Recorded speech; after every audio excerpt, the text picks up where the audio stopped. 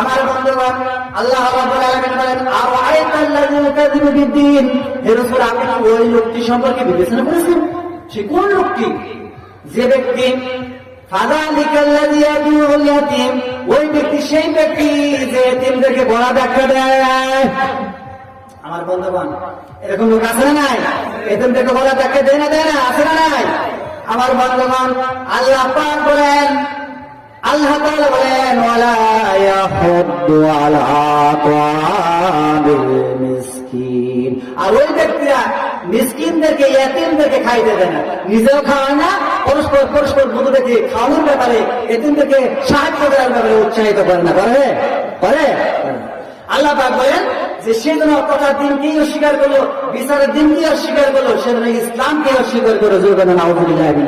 ওই ব্যক্তি